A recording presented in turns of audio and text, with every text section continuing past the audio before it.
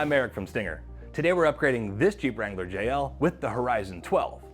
We're going to be using our integration kit, so installation is going to be plug and play and super simple. We're going to integrate this massive 12.8-inch full HD touchscreen display. We're also going to add wireless CarPlay and Android Auto, and lots of other fantastic features. Let's get started with the install.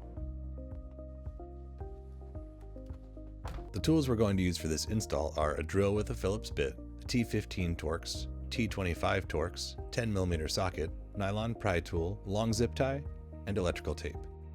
Begin by removing the knee bolster panel below the steering wheel. Pull out the top of the panel and work your way down both sides. Release the climate control panel by pulling on the far left side behind the area around the start button. Then work your way across the panel. Be sure to disconnect the two harnesses on the back of the panel. Remove the two 7mm screws from the trim below the radio display. Then carefully remove this trim panel by pulling up on the bottom edge and working your way up the sides.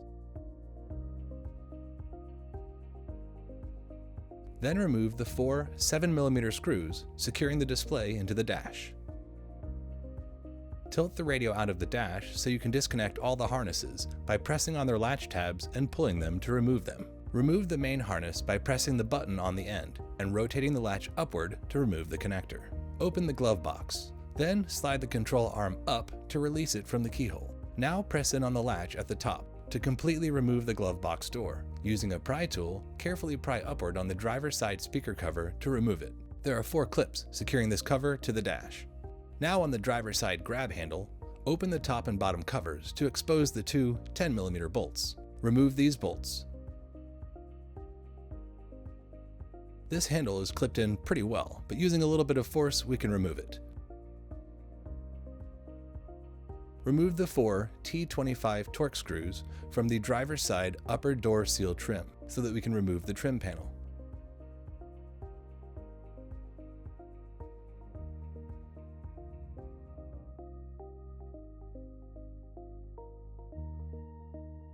And also remove another T25 Torx from the front of the soundbar panel closest to the driver's side. Temporarily shifting the vehicle into neutral will allow for easier access to this panel. Remove the 7mm screw securing the window control switch panel into the dash. Then gently pull on both sides of the panel to release it from the dash. Now we can remove this other 7mm screw behind the climate control panel. Below the steering wheel there's a support brace with a small hole in it. Remove the thumb screws on the sides of the Chime speaker to remove it from the bracket. We want to mount the bracket to the support brace using the supplied double-sided tape. Then pass the bolt through the bracket and the brace and secure it with the supplied wing nut. Placing the wing nut behind the brace, you can use a drill to tighten the screw. Now reinstall the speaker into the bracket and reinstall the thumb screws. Route the 2-pin plug through the dash using a long zip tie. First route the cable to the start button hole. Then, once we pull the slack through, we can route down behind the panel and pull the slack again, finally routing up to the radio opening.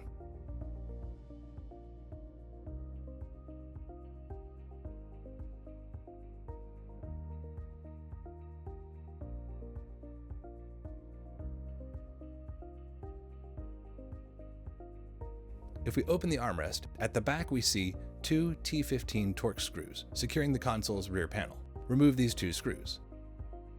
Then starting at the top, pull the panel toward the rear of the vehicle to remove it. We can disconnect the OEM USB cable and tuck it up and out of the way.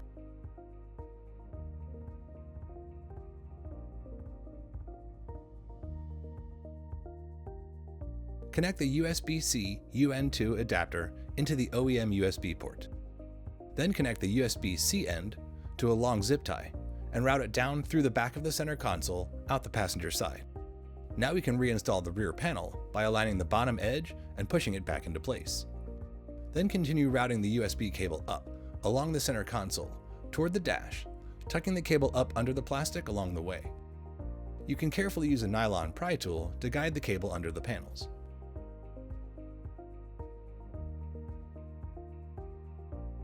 Run it all the way up to the glove box.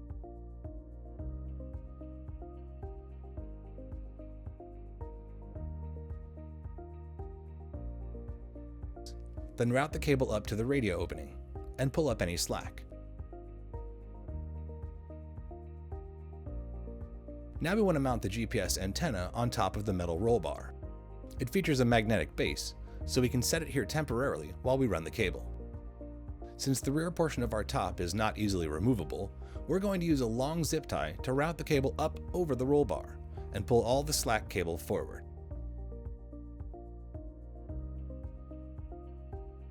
Then, ensuring that the magnetic base is down, guide the antenna up over the soundbar.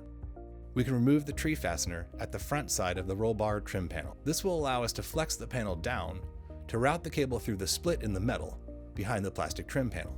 Then we can reinsert the tree fastener, securing the panel in its original position. Continue routing the cable forward, securing it to the factory wiring using zip tie. Work your way down the A-pillar. Now route the cable down behind the edge of the dash plastic to the bottom. Pass the cable just under the lower portion of the dash below the speaker. Then, using a long zip tie, route it upward toward the start-stop button location. As we work, remember to trim the ends of the zip ties to keep things tidy. We can now reinstall the upper door seal trim and the 4 T25 Torx screws and the T25 Torx for the rear trim panel.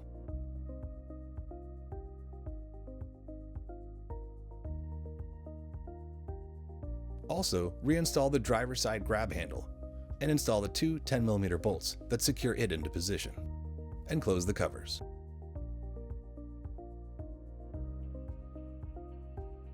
Now snap the speaker cover back into place. Now let's continue routing the GPS antenna. From here we can route down behind the window control panel. Then, finally, we can route up to the radio opening.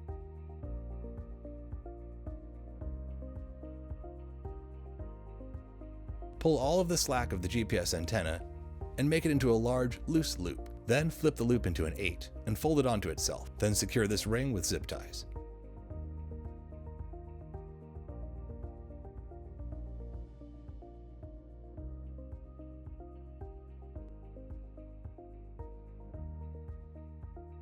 Now we can make our connection to the CAN bus. Plug the green connector into one of the white CAN bus connectors. Plug the white connector into one of the green CAN bus connectors. Tuck the cables behind the connectors. Then, using the long zip tie, route this 4-pin harness up to the radio opening. Locate the main bracket and the side brackets labeled L for left and R for right. Take the right side bracket and align it with the right side of the main frame. There's a little half moon shape that will help you align the bracket. Then install two number 10 by 3/8 inch Phillips screws. Then repeat this process with the left bracket.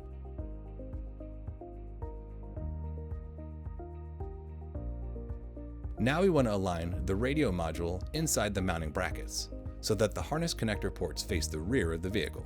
There are two plastic posts on each side of the tab that fit into the radio module. Then install two of the tapered head Phillips screws on each side of the radio module. We can set this assembly aside temporarily. Locate the pack link, the radio replacement module, and the mounting bracket. Place the Radio Pro module on the mounting bracket all the way to the far right side. Using 4 of the supplied zip ties, 2 on each side, pass them through the mounting tab on the Radio Pro module and through the mounting bracket, then secure the zip ties. Place the pack link module next to the Radio Pro module so that the two ports are facing the same way as the other module's ports. Pass a zip tie through the bottom of the pack link module and through the mounting bracket. Trim off the excess of the zip ties.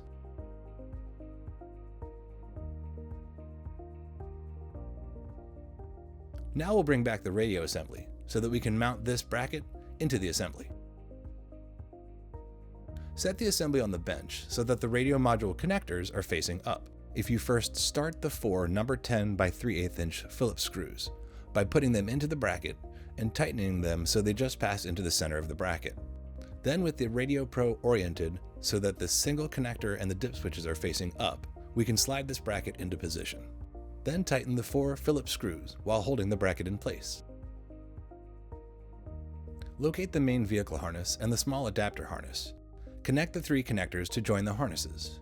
Align the latch tabs, then press them together until they snap into place. Route the large 26-pin connector through the main bracket and plug it into the radio module where it's labeled Power. The long harness with the 24-pin connector gets routed around the Radio Pro and plugged into the front of the module. Now connect the other 3 connectors into the radio replacement module. The audio connector has 2 possible ports. The first is for amplified, the second is for non-amplified Jeeps. This Jeep is not factory amplified, so we'll be using the non-amplified port.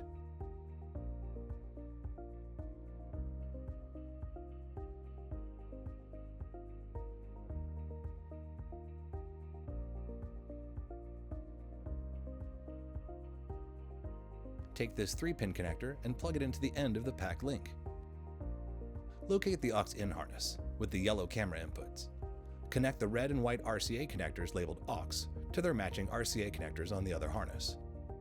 Plug this 16-pin connector into the port labeled AV-in. This harness with the RCA outputs gets connected if you're adding external amplifiers. Plug this into the port labeled pre-out. Here we have our data cable, which can be used to connect Enlighten lighting products and control them from the radio's screen. Plug this into the port labeled data.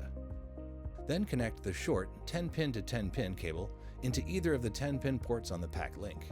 Connect the other end of this cable into the Radio Pro module on the port labeled expansion port. We will also be connecting the external mic connector, so route that cable through the front of the radio assembly. Locate the RPA HD1 module and the metal mounting bracket. Orient the module so that the 2 camera inputs are facing down and the metal hook is facing up.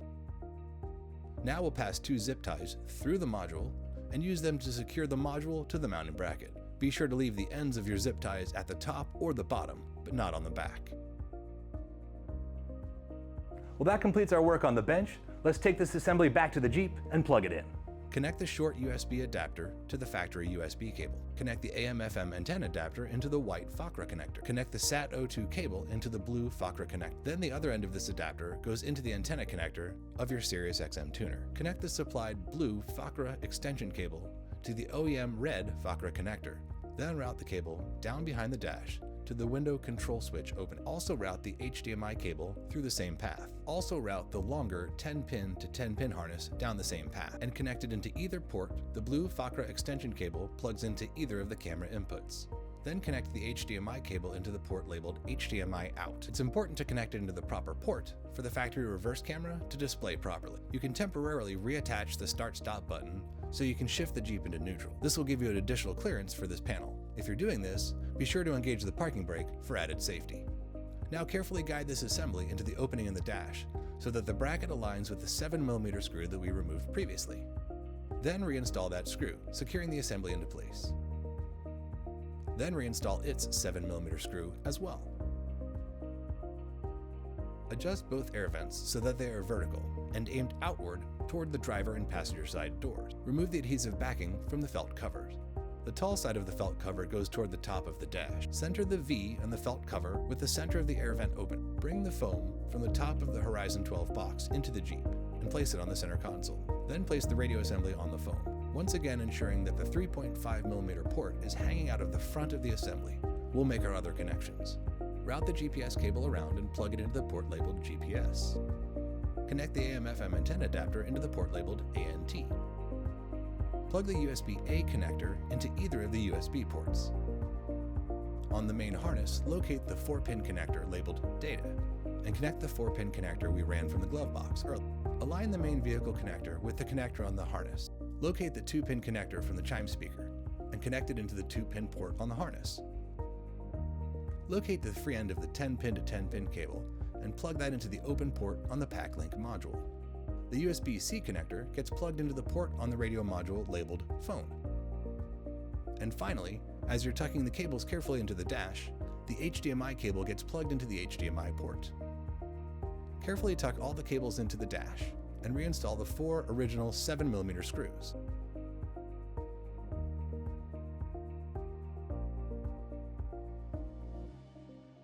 Connect the 3.5mm microphone connector into the 3.5mm port. Then connect the LVDS cable into the port on the back of the radio module. Now carefully align this assembly with the dash, pushing on the top and the bottom at the same time to snap it into place.